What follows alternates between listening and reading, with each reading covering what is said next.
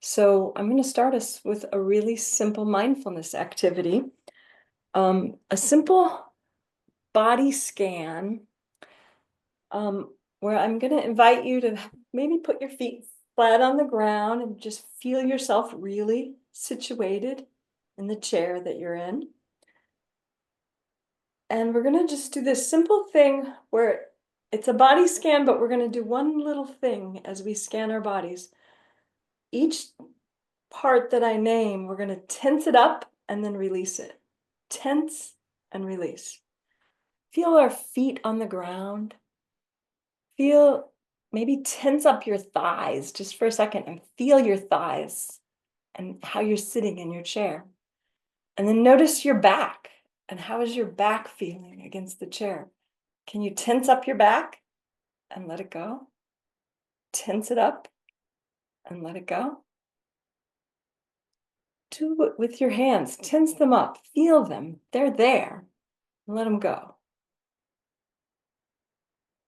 Upper chest. Tense it up as much as you want and then let it go. And then with your eyes, we use our eyes all day long in so many ways. Tense around your eyes and then let it go and release. Feel the release of the eyes. All right, now we're going to do, that's just a simple little mindfulness body awareness exercise. And next, we're going to do a little embodied learning experience. And I'm going to connect this to the anxious generation, but just be patient. This will just take a minute or two. But often when we get into these Zoom-based discussions, we get all in our head. And I'd like us to bring ourselves into our bodies as much as we can to have this discussion, because it's an important discussion and our presence matters. It always matters. So this one is something maybe you haven't done before, because I just thought it up a few days ago, where I'm going to invite you, if you don't want to, or if you have mobility issues, you don't need to do the whole thing. If you have mobility issues, I'll give an alternative. But I'm going to invite you to stand up and to very slowly spin around in a circle, while as you do that, very, very slowly, notice what's in your room around you that makes you feel safe and at home and at ease in your space where you are. Okay?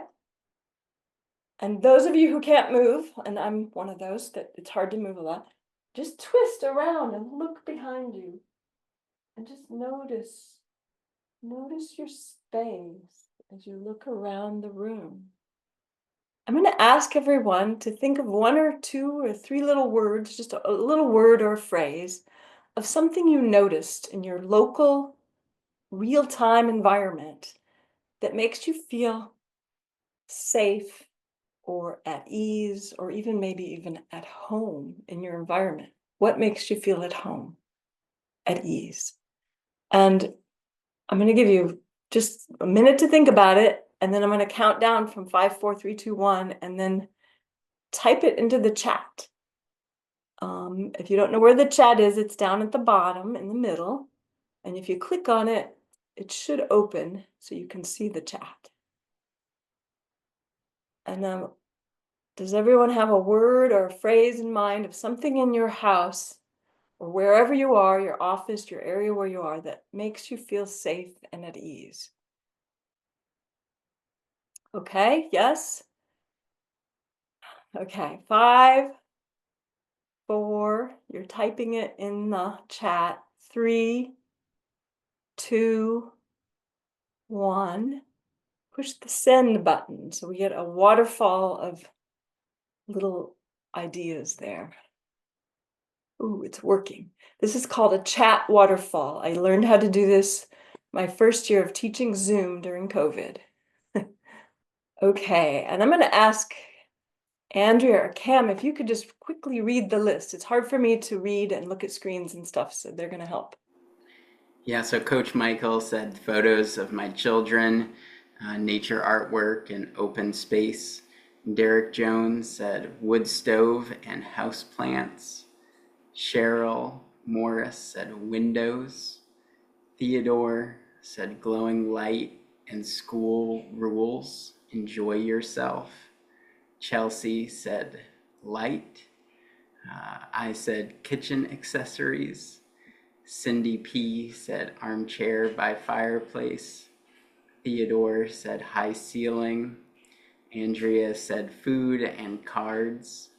Viola said my happy cat satisfied and full after a good turkey dinner, lying on the floor, sleeping now.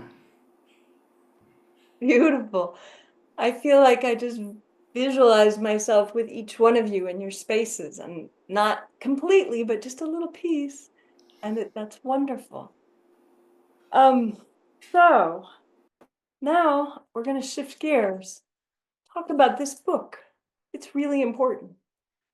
And it's really important to the extent that one of my goals right now, I guess one on my hidden agenda, is I hope to stimulate people to want to read this book and to maybe even want to start book dialogues in their local communities about this book, because I think there's a lot of really good information, not just information, but it has touched me in a lot of different ways that I didn't expect.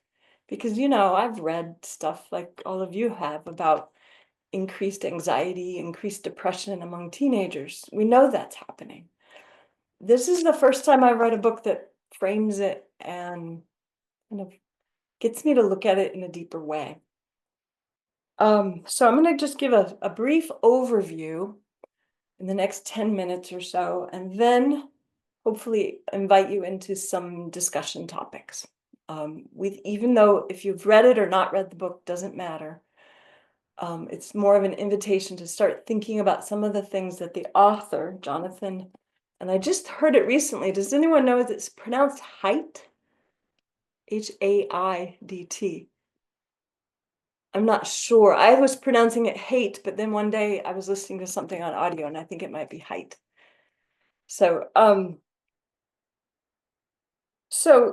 going to start by just reading out loud some of the early pages of the book that really caught my attention. So instead of me summarizing, I'm going to be quoting a couple of the first pages on pages 6 and 7. Gen Z, or I guess here in America we say Gen Z, Generation Z, Gen Z, became the first generation in history to go through puberty with a portal in their pockets that called them away from the people nearby and into an alternative universe that was exciting, addictive, unstable, and, as I will show, unsuitable for children and adolescents. Succeeding socially in that universe required them to devote a large part of their consciousness perpetually to managing what became their online brand. This was now necessary to gain acceptance from peers, which is the oxygen of adolescence, and to avoid online shaming, which is the nightmare of adolescence. Gen Z teens got sucked into spending many hours of each day scrolling through the shiny, happy posts of friends, acquaintances, and distant influencers. They watched increasing quantities of user-generated videos and streamed entertainment offered to them by autoplay and algorithms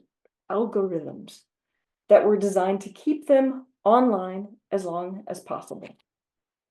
They spent far less time playing with, talking to, touching, or even making eye contact with their friends and families, thereby reducing their participation in embodied social behaviors that are essential for successful human development. I'm going to stop just for a minute and again offer an opportunity to do a couple more chat waterfalls, because I want us to we're all coming at this from different places, and we've all processed the information of what's happening around us in different ways, and especially since 2010, when we started having these tiny little devices around us all the time. Um, because 2010, I think, was the time when maybe the first iPhone came out. It was something big publicity that whoosh, suddenly these were everywhere. And I noticed it in the schools where I was working in Turkey at the time and had several conversations. It's like, this is an interesting phenomenon, but no, I wasn't making sense of it. And and by 2016, I got my own finally. It took me to 2016 to get it, but I got it and I like it a lot. And I know we all like our iPhones. Maybe I don't know that we all like them, but a lot of people use our iPhones for useful things. So before we go to say some of the things that are not so useful for young people, I want to give people a chance to say another chat waterfall. First, what's one thing that you really appreciate about having an iPhone or a pocket phone, a phone in your pocket that does more than telephoning, that does so many more things than telephoning? What's one thing that you appreciate about this technology that we can carry with us all day, every day? Okay. And again, I'll give you 10 seconds. Everybody kind of slowly type it in the chat, and then we're going to push. We'll let it send it all at the same time. So I'm giving you 10 seconds this time. 10, 9, one thing you appreciate. 8, 7, 6, 5, 4, 3, 2, 1. Push the send button. And Andrea, can I get you to read it again? Yes. Let me scroll on up. Okay. So Cheryl said Pinterest. Coach Michael said, I appreciate the amazing storage of photos and instant reflection. I'm grateful to FaceTime grandparents with children. Chelsea said, scheduling and organizing my life. Theodore said, and Julia, being able to organize and communicate wherever I am. Let's see, I said ability to do research. Andrea said FaceTime family. Cindy P said taking photos, personal use, not posting. Viola said an alternative in case my Mac desktop does not work.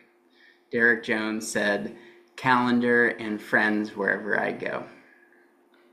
Okay, so it sounds like we all are participating in this technology universe that we live in. And what would I have said? I didn't participate right then. um, I like I like being able to talk with my mom on the phone. And there's a lot of other things. I like talking with Viola on the phone too. I like the old-fashioned phone part of our phones. um, so where am I going with this? It's to the next question, another waterfall question. Before I read more from Jonathan Haidt, I would like everyone here to think about what is one thing, just one, there might be 4 or 5, but one thing that really concerns you about either your own use of phones or other people's, and including children in our lives, the children's use of telephones. One thing that especially concerns you. Okay, here we go. 10, 9, 8. Typing it in the chat. One thing that concerns you. 7, 6, 5, 4, 3, 2, 1. Post. Right. So I'll begin. Viola said, my teenage daughter's addiction to her iPhone. Cindy P said, addictive tool that takes away sociability. Derek Jones said, addiction. Coach Michael said instant access to information that may or may not be accurate, and the ability for inappropriate information to be disseminated with or without permission. Comparison, Theodore and Julia said comparison to others, less real life experiences. Cheryl Morris said misinformation. Chelsea Beeler said the nature of scrolling and not being able to stop. Andrea said continuous partial attention. And I said struggle to think for themselves. Wow. Yeah, it's a great list. It's a really good list. Um, and each one is worthy of a discussion in itself. What I'd like to do is read another paragraph and then share some information that started to surprise me beyond what I thought I could be surprised about how the information about how technology is affecting young people, especially. I have to switch glasses. These are for blue light. These are for reading. Um, what Jonathan Haidt is describing, the subtitle of this book is called How the Great Rewiring of Childhood is Causing an Epidemic of Mental Illness. And the next paragraph starts to describe at the very beginning of the book what he is calling the Great Rewiring and why he's using that terminology. And I also, a few weeks ago, I looked up to see who else had done book reviews of this book. And Bill Gates has reviewed this book, and it was a very interesting book review. And he appreciated this book even more than some of the other research summaries about increased anxiety and depression that has been out there for a while now, because there's another flip side of what's happening to childhood that we don't always think about. And he introduces it here in this paragraph. The Great Rewiring is not just about changes in the technologies that shape children's days and minds. There's a second plot line here. The well-intentioned and disastrous shift toward overprotecting children and restricting their autonomy in the real world. Children need a great deal of free play to thrive. Free play to thrive. It's an imperative that's evident across all mammal species. The small-scale challenges and setbacks that happen during play are like an inoculation that prepares children to face much larger challenges later. But for a variety of historical and sociological reasons, free play began to decline in the 1980s. And the decline accelerated in the 1990s. Adults in the United States, the UK, and Canada increasingly began to assume that if they ever let a child walk outside unsupervised, the child would attract kidnappers and sex offenders. Unsupervised outdoor play declined at the same time that the personal computer became more common and more inviting as a place for spending free time.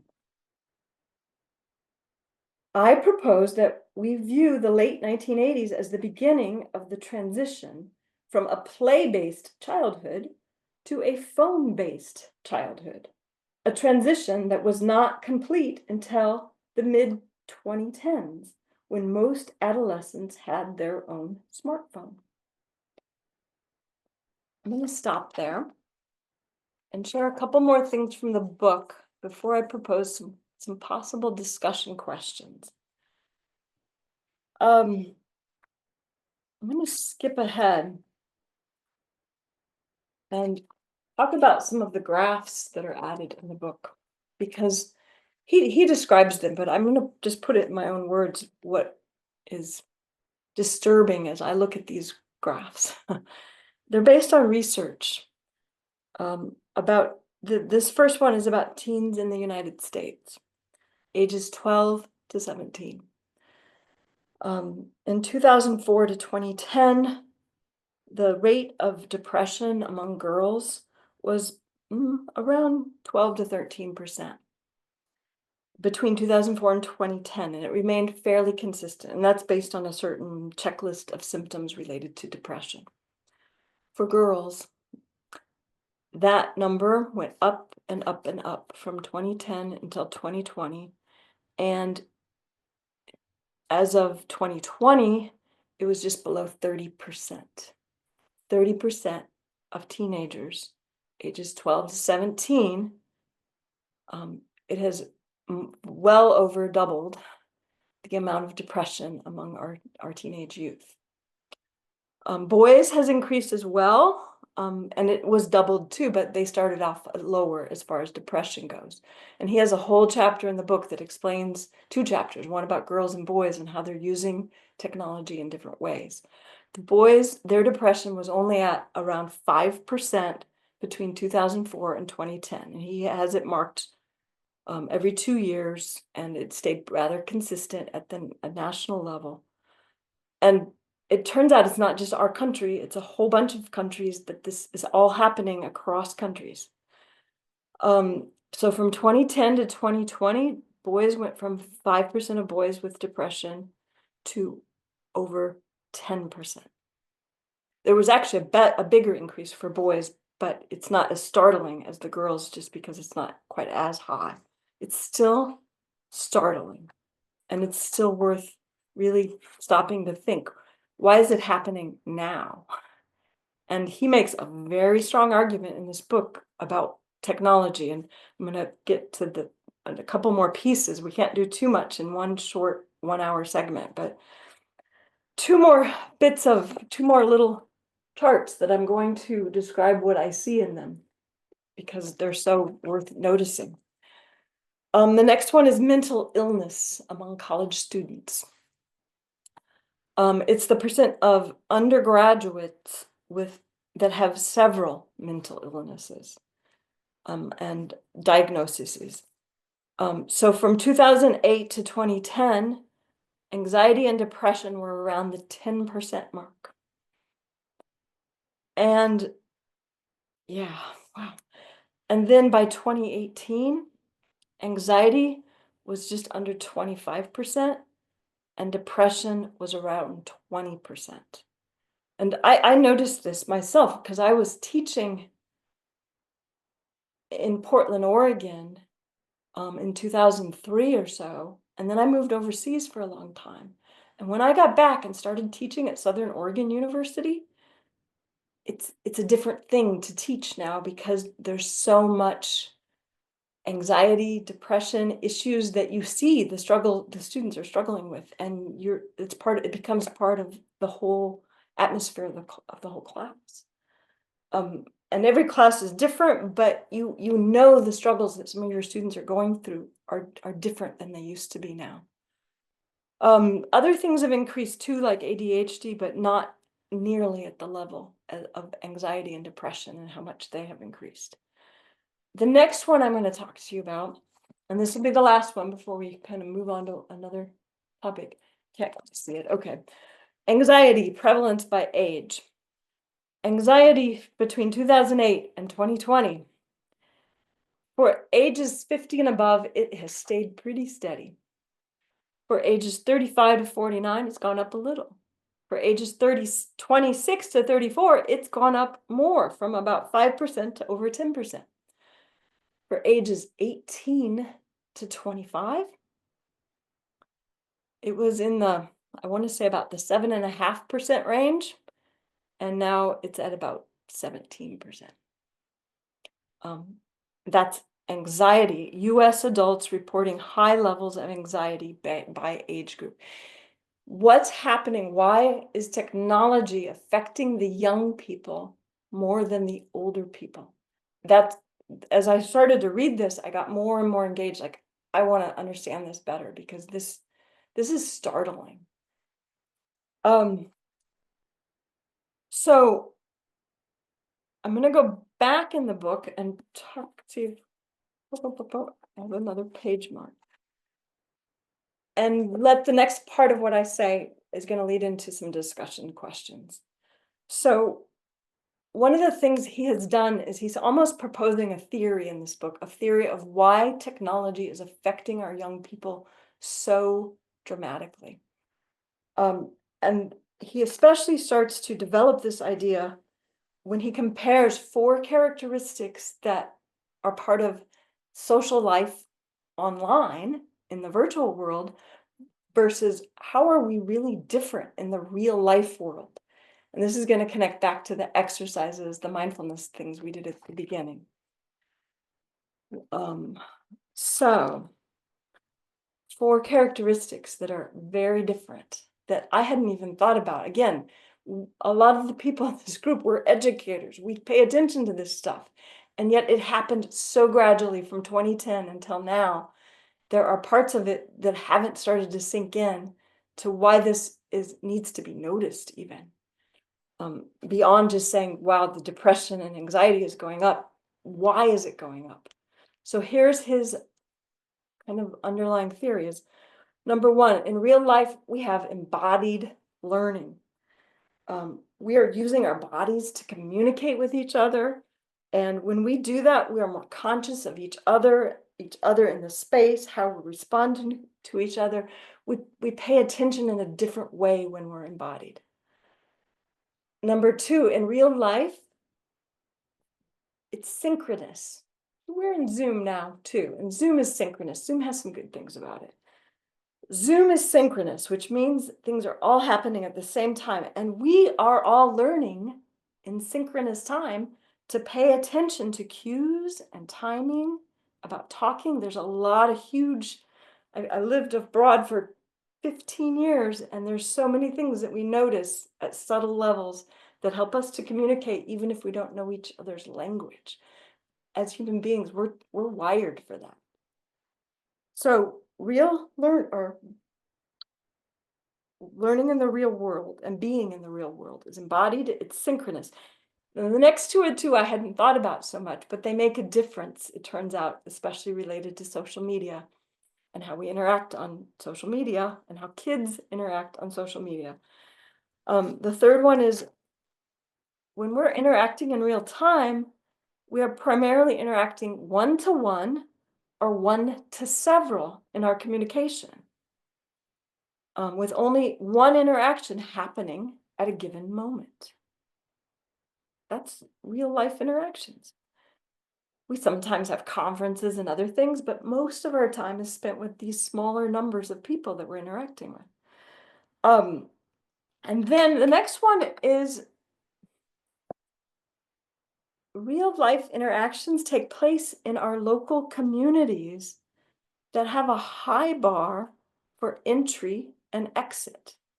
What that means is that people are strongly motivated to invest in relationships and to repair rifts when they happen. So if I have a disagreement with Dr. Green, we can work it out because I'm strongly motivated. I want to be part of the holistic teaching and learning community that I'm in. It's important to me. This is different than social media. This is not the same. Or if I have a riff with Viola and we have a disagreement or a tension, I'm going to work it out with her right away because she's important in my life. So now compare this with my description, which I'm taking right from, what is it, page 9 of his book, where he inserts to introduce these concepts. In the virtual world, as we all know, it is disembodied. It's only language. We don't have all this wonderful bodies that we're connected with. And our partners now can be artificial intelligence. It doesn't have to be real people. And if you haven't tried having a conversation yet with AI, it's worth just seeing what's out there because it's scary. I think it's scary. I had a conversation with Meta AI one day just to see what they would say about themselves. And it's scary. They're very smart. And for at least 15 or 20 minutes, they act like a real human being. So social media is disembodied, it's asynchronous, it's happening via text-based posts and comments. It's one-to-many communications, broadcasting to potentially a vast audience. And fourthly, They take place within communities that have a low bar for entry and exit. So people can block others or quit when they are not pleased. So now let's think about teenagers and young people, even below the age of teenagers, who are starting to use social media in the context of these 4 characteristics. I'm going to stop guiding the discussion and start asking what discussion, just from what I've presented so far. Let's do one more chat waterfall. What are the discussion questions that are starting to kind of come up for you as you hear my concerning voice saying, wow, this is an issue these are issues that we should be talking about. And I'm not even sure yet, how do we do this? One of my discussion questions, I'll type my own question and I'll give a minute for everyone just to think about your question and to type it into the chat, okay? Hamden wrote, how do we motivate young people to be in the real? Theodore and Julia, how can adolescents reliably find oxygen of peer acceptance in a social media saturated society? Robin, how can we discuss with open hearts the complex issues of how technology is affecting kids and bring kids into the discussion without alienating heavy phone users? Cindy, what are practical ways to limit use of social media and phones when all the other kids' friends are using it? Cheryl, what are other reasons for depression and anxiety? Might not AI be a good thing? Vi, how can parents intervene? Derek, what to do when it is so prevalent? Great questions. I'm going to just open the floor now if someone wants to speak. Which one of these questions resonates with you right now? And I'm going to ask Anu, if you're listening, can we break into smaller discussion groups? Put 2, 3, or 4 people in a discussion group in breakout rooms? We can. Okay. So as you're thinking about what question, would it be all right with everyone if we break out into smaller groups, so that you can just introduce yourselves to a smaller group, because 12 is bigger than we usually have in this whole bi-weekly discussion that we do. And I think it's important for everybody's voices to be heard, and so groups of 3 or 4 might be easier for introducing yourself and even saying which question you think would be useful to whatever we're doing right now in our lives. Some of us are teachers, others are tutors, others are mentor coordinators. We have a variety of people here. Let's just do groups of 3, four groups of 3. And before we get into the breakout groups, jot down the question that was in here that you think would be a good just discussion for the next 10 minutes with a small group of people. All right. Welcome back to our bigger discussion. And I think right now what I'd like to do is invite one person from each group, whoever feels courageous in this moment, to speak up and say what question did you choose, and why did you gravitate toward that question? What resonated with that question? You want to speak for our group, Cheryl? See who's putting it. You want me to speak? Hi, everyone. My name's Theodore, and we talked a lot about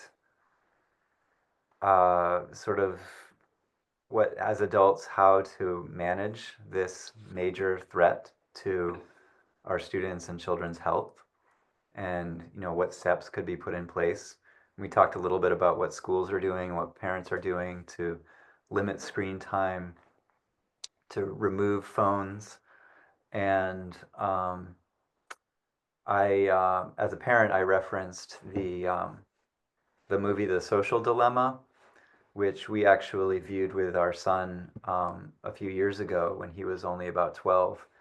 and it really impacted him because it dramatized what these algorithms do, and in a very sinister way. And so it kind of drove home the point that if you're not careful, you're going to get manipulated by this technology as if somebody else is controlling your behavior.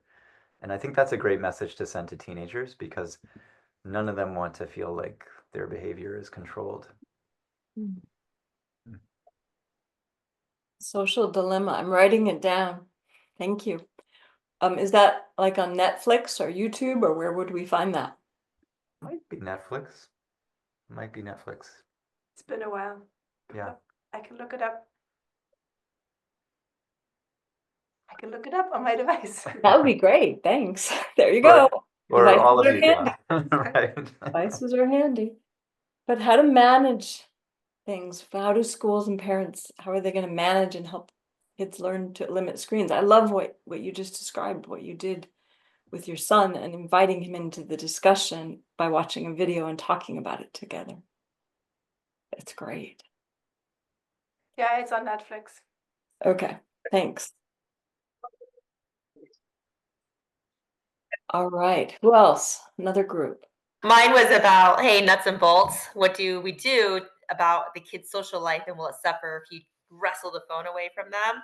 And we did talk about too, maybe just there's some things parents can do to harness collaboration and voice, which is through schools and maybe more policies around screen-free time during school.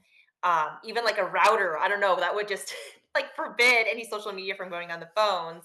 But I really liked, I think Camden had a good idea of making it cool to be screen-free and just modeling that. I'm like thinking through like modeling even that for my kids. And I was thinking about the mentors that I've seen who've done well with their kids is they have screen-free Sundays where all the kids just put their phones away. And these are teenagers. These are like high schoolers and middle schoolers, and they just play board games and they're outside.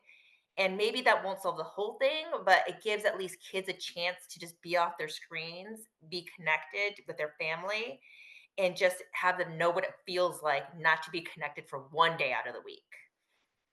And they're cool kids. So I could see that they would be mentors for someone like for my own young ones. Wow, these are great ideas. I'm loving just what came out of these short discussions. It also, Cindy, we liked your question. That was one of the questions we talked about in our group. I'm also reminded, we only have a couple minutes left though, so I might share one other story of something that happened today on the university campus that surprised me, related to screens and real world. But there's one more group, isn't there? If there's one more group that wants to go right now. William, which group are you in? I was with Vi. Ah, all right, Vi or William. You go. Well, we had a lovely talk. We each shared the question that we were sort of thinking about. Vi's had to do with, a parent's response, and things that we could offer families, and she shared a personal story of her own granddaughter. And I had flashed on just as we were going into the breakout room. I flashed on Marshall McLuhan, Mm. and remembered that famous line, "The medium is the message." And as I started to remember what that means, it started to make a lot of sense to me. You know, why the social platform right now is the medium, and the message is very personal. It's a very individualized message, really different from messages of the radio era or the television era, of the newspaper era, and it's very compelling. Anyway, there's more in there, but I'm gonna go back and look back at some of his work again now that we've had this discussion. And I really enjoyed meeting Vi. I think I've met her once before, but she's a charming person. Yeah, you're two of my favorite people, and you got in the room together. How nice. Thank you for sharing that. And yeah, my first year of university, we talked about what that meant. The medium is the message by Marshall McLuhan. I don't hear that talked about very much anymore. Mhm. Very famous media kind of scholar of Mhm. 60s, 70s. Communications, yeah. Mhm. Yeah. I'm just going to share one last story, and then I'm going to give it to Anu to say one final thing that she came up with in our group. But today on campus, there were these two on the top of two buildings. One building, I looked up and there was these big, beautiful, squawking Canada geese. They were like talking to you. They were right on the top of a two-story building. And I was just looking up at them entranced. And then coming toward me was a young woman doing this and doing this. And I thought I'm just gonna stand here right in front of her and see if she stops and looks at the geese with me, because they were beautiful. It's a beautiful spring day. She didn't even look up. She just walked around me and stayed in her phone. And to me, that was just like, that's the epitome of why we need to have these conversations. I just feel like we need to be in the real world more. All of us, including our young people. Anu, last idea of the day here.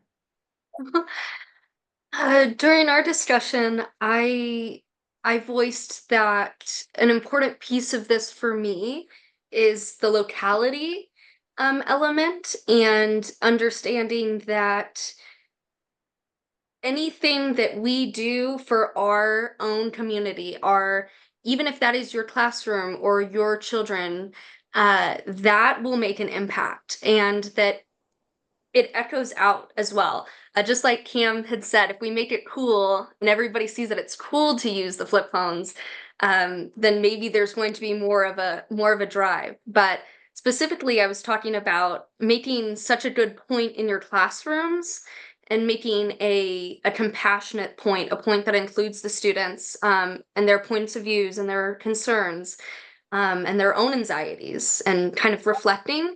I think if we make a really, really good argument for it with one group, and then we let them sit on it, get what they need out of it, then they move on. Your next group of students, you do the same thing. You make that really amazing point. You bring them in. They have their own reflections. It's different from the other group.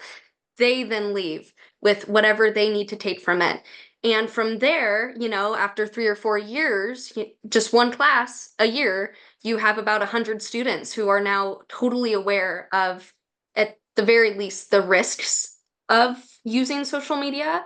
And so I think even if we're thinking just individually, we all have a lot of potential to change the way that the youth looks at it, and that there is a lot of power in getting even one student or one child to kind of take a screen-free Sunday, or take more time for wonder and awe, as Robin had mentioned with the geese, to look up a little bit more.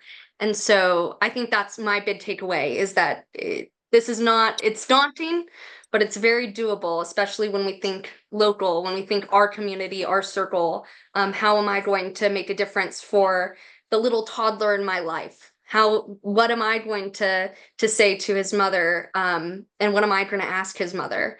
And so these are all some ideas that come up for me when I'm thinking about changing kind of perspectives on technology. And so that's my input. Thank you, Anu.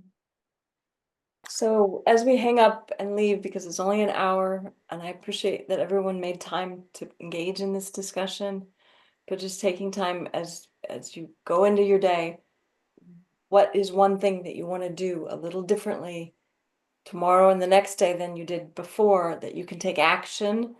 Maybe even it's just reading this book or having a conversation with people in your circle of friends, to take action, to read the book together, to have discussions about it, or just have discussions about social media with things like the Social Dilemma book movie that I'm glad I learned about.